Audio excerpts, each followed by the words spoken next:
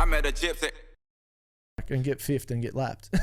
So I mean, I guess, yeah, that's kind of my point with this is like, do we have to commit as Australia to sending our champ, like our 450 champ, and that's the guaranteed spot? Like, I don't know, it'd be a hard one to make a hard rule. Yeah. That's how it's got to be, because like, dude, Australia can win the Motocross of Nations this year. Yeah. So like if like, I actually think Australia could win the Motocross of Nations this year with, so Hunter and Jett shoe-ins for me. Yeah. I think that even just from a marketing exercise, Yeah. like, can you imagine what's going to happen when Jett hits the fucking track for the first time at Motocross of Nations this year? Yeah, it'd be massive. People are going to lose their minds. Yeah. Like, it is going to be an absolute show. It's at Ernée again, isn't it? No, it's in Italy.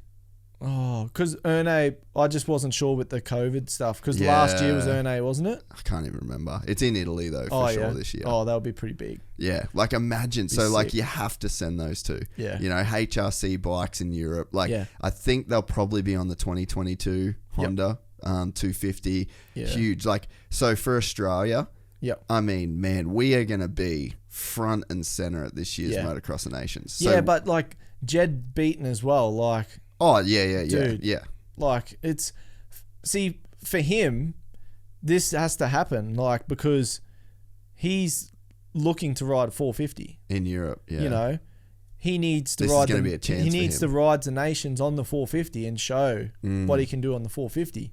So, for me, like, it's just a perfect team. Yeah. But then when, for example, when, like, you know, Hunter or Jed's 30 years old, and they're, you know, getting 10ths and 8ths and 6ths at the AMA, do we send them or do we send the a next kid that's 16? So that's where you got to weigh it up. Yeah. Right now, it's a young Australian team. It's sick. Like, they're going to progress. They're going to get every bit out of it. Yeah. And it's Australia's best option to win. Yeah. You know?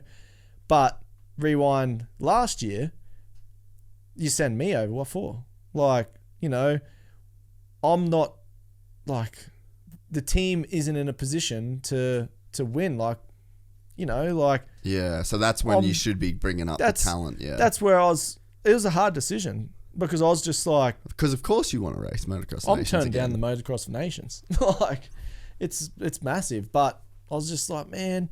And it made me feel really good. And it exactly worked. Like, Regan had offers coming out of his backside, you know, but he just felt that he needed to stay here and cross this off. And it's a delicate position, and this is only my this is only my, you know, outlook on things. You know, everyone looks at things differently and stuff, and I only, like we've touched in the past, I only go off my experiences.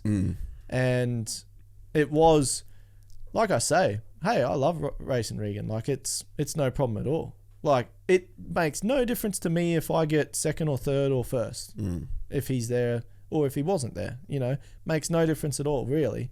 But it makes a big difference to him. Like, it's a really big difference, you know, because like I explained, I ride factory Husqvarnas here, and there's only one motocross bike and one off-road bike, and I'm the dude on them. Well, those teams over there, their population, our whole country fits into one of their cities. Like, there's lots of dudes that are faster, you know, but they see potential in him and they want to progress him. So that's the thing that I always found interesting. I'd go over there. I was racing for Ice 1. I'd go race a Dutch Championship race and two dudes would beat me. I don't know what their name is. They ride, like, bikes without stickers on. Yeah. You know? Oh, yeah, but they're sand gropers. When they go to GPs, they don't ride that good. Well, I beat them at the GPs because they weren't there. Yeah. You know? In Europe, there's just fast dudes everywhere. I was always thinking, I wonder why he doesn't have a ride. Like, because that given time when they gave that kid a chance, he didn't perform at those GPs. Yeah. You know? And then you're out. Yeah. And that's where, like, when I was there, I had my ring out, like, trying to get progress and they see progression. Like, Yeah. so that's, yeah, it's definitely MX Nations team. Like, it's set in stone.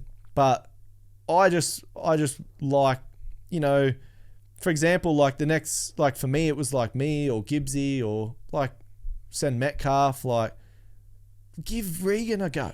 Like, Yeah. you know, chuck these kids on. Yeah. Let them go. You can like, change their life. Wick it up. Like, all they have to do is just go there and in just one race, whole shot the thing and Yeah. just hold the thing wedged. Yeah. You know, like, and just ride well above their head. And even it could if change they, their life. even if they crash, like all he has to do is just like go around the outside of Crowley and hold him off for like 15 minutes, and they'll be like, oh my God, he's just not fit enough. He needs to be on our program here in Europe. Yeah. That's it. Like, yeah, and that's where I go back to, like, I'm like, that's the one bit of advice I could give to these kids that are coming up is to get over there. Like, you know, Get there and stay there. like, yeah, but even like right now, like for Regan, like get on a plane and go race some motocross. Like, don't ride in Victoria. It's boring as. Yeah. Like, training wise. Yeah.